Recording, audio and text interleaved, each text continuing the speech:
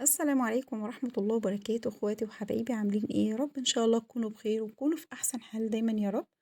النهاردة هنعمل مع بعض كيكة الاستفندي وازاي تطلع معاكي هشة وطرية وجميلة جدا واللون بتاعها يكون فاتح. وازاي كيكة دايما تكون ناجحة معاكي، كل ده هنقول التفاصيل بتاعته في قلب الفيديو. بس طبعا بطلب من كل اخواتي ومن كل حبايبي ما تنسوش اللايك، بس ما تحطوش الا لما تسمعوا جزء من الفيديو.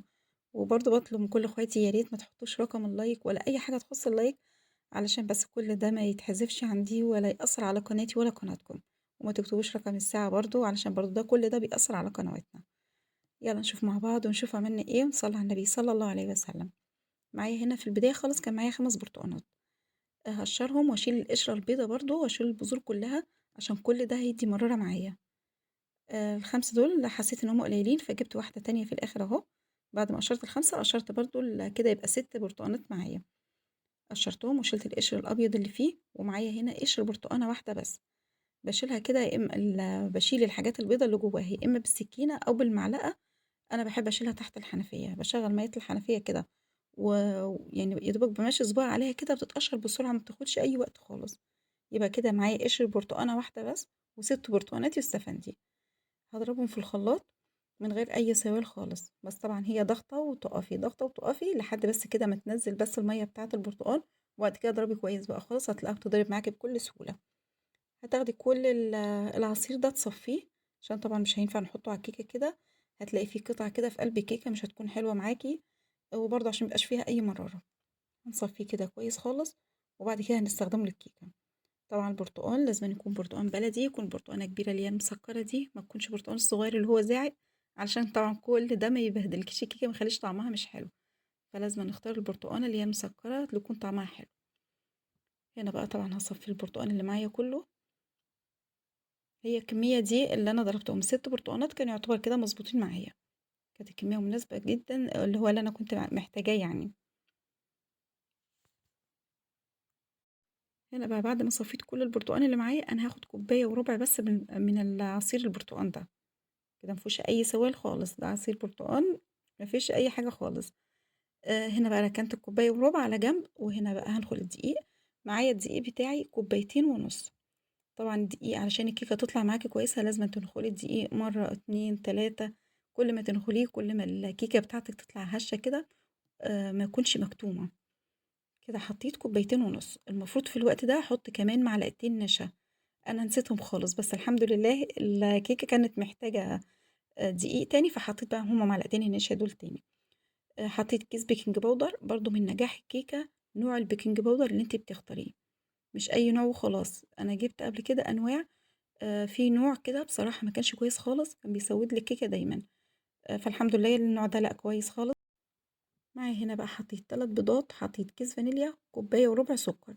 برضو السكر اللي هتستخدمي للكيكة لازم يكون سكر لونه فاتح علشان ما يغمقلكيش الكيكة.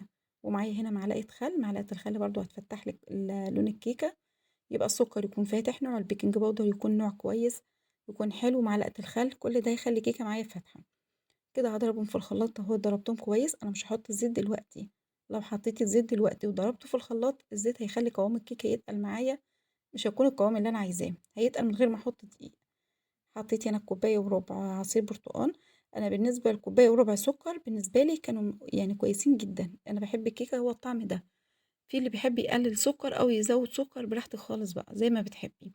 انما بالنسبه لي كانوا كوبايه وربع كانوا يعني كويسين. ومعي هنا كوبايه زيت، حطيتها بعد ما ضربت كل المكونات الاول، حطيت الزيت في الاخر. ضربه بس كده لحد كل ما يدخل في قلب بعضه، وخلاص كده هفصل الخلاط.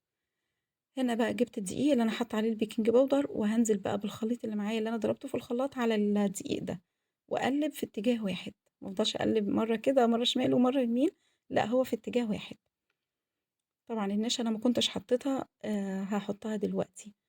الطبق طبعًا كان صغير جدًا. المفروض بقى توسّعي على نفسِك لمّا تيجي تعملي كيكة حاجة زي كده، وسّعي على نفسِك عشان تكوني واخدة راحتِك. أنا ما حبيتش أبهدل طبق تاني، فقُلت لأ كده هاخلّيه هو في الطبق ده. فكنت باحاول بقى وكنت باحاول أقلّبهم براحتي خالص، علشان ما فيش حاجة تتكب برّه. هنا بقى هاجيب كمان معلقتين نشا، أنا حسيت إن القوام خفيف خالص أهو. هاجيب بقى معلقتين نشا. النشا بتخلّي الكيكة معاكِ هشة، وبرضه بتخلّي لونها فاتح. القوام بتاع الكيكة بيكون حلو جدًا لمّا تحطّي عليها المعلقتين النشا دول. كده وأنا باقلبها كده حسيت إن القوام خفيف أهو. هاحط بقى المعلقتين النشا دلوقتي. في الوقت ده بقى أنا شغّلت الفرن، معلقتين نشا كبار أهو برضه بانخلهم عشان لو فيهم أي تكتلات والّا حاجة برضه تطلع. الفرن برضه ما تشغّلهوش قبلها بكتير، قبلها ب5 دقايق بس، علشان لو شغّلتيها قبلها بكتير الفرن هيسخن جدًا معاكِ، هيخلّي الكيكة تترفع مرّة واحدة وبعد كده تهبط، وطبعًا الكيكة ممكن طبعًا إنها تتحرق معاكِ، لونها يغمق، يعني في حاجات كتيرة مش هتبقى كويسة للكيكة لو شغّلت الفرن بدري وسخن معاكِ كتير. أنا بقى لمّا باشغّل الفرن بدري أو باكون مثلًا باعمل حاجة في الفرن والفرن يعني سُخن أوي معايا، باروح فاتحة الباب بتاع الفرن واهدّي النار، وافتح الباب بتاع الفرن، كل الحرارة اللي في الفرن دي تخرج، وبعد كده أحط الكيكة بتاعتي، أو أي حاجة مش محتاجة يعني سخونة كتير، باروح فاتحة الباب بتاع الفرن يعني يتهوى شوية بس النار بتاعته كده تهدى شوية. مقاس الصينية بتاعتي مقاس 30. أنا هنا دهنتها زيت وبطنتها كده بالدقيق، يعني عفرتها كده يعني على خفيف. هي الصينية بتاعتي دي مش مقاس 30 بالضبط، أنا الطقم الصواني فيه 5 صواني، فالصينية دي أصغر من مقاس 30 بحاجة بسيطة، وأكبر من 28 بحاجة بسيطة، يعني هنقول 29. لو في برضه صينية مقاس 30 عادي هتيجي فيها، الحجم بتاعها كان مناسب، يعني لو تحطها في صينية مقاس 30 هتبقى كويسة. بالنسبة للفرن درجة الحرارة هتكون 180، لو الفرن بتاعِك حرارته عالية هيكون 170. هنا طبعًا الفرن ده ما فيش حرارة، فأنا باضبّط الفرن بتاعي، شايفين المعلقة اللي أنا حاطاها دي؟ كنت حاطاها عشان باضبّط الصينية، لإن الفرن الصاج بتاعه يعني عالي من جنب وواطي من جنب، فتضبّطيه. الحرارة بقى بتاعة الفرن ده طبعًا ما فيهوش يعني مش هتضبّط الحرارة بتاعته، أنا باضبّطها بقى، أنا عارفة باخلّيها وسط، وطبعًا كل واحدة تبع الفرن بتاعها، جرّبتِ فيه كذا مرّة فتبقي عارفة الفرن بتاعِك بيسخن والّا لأ.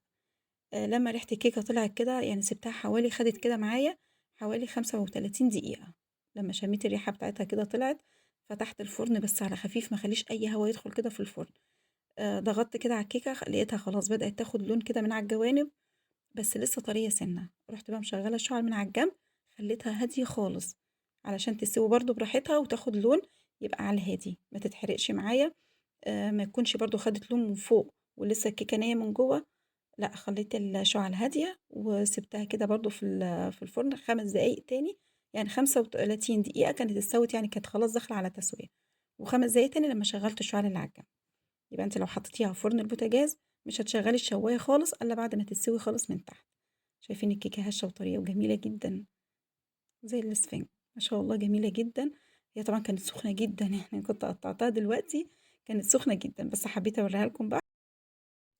يا رب إن شاء الله يكون الفيديو عجبكم، بألف هنا وشفا ومع ألف سلامة، سلام عليكم.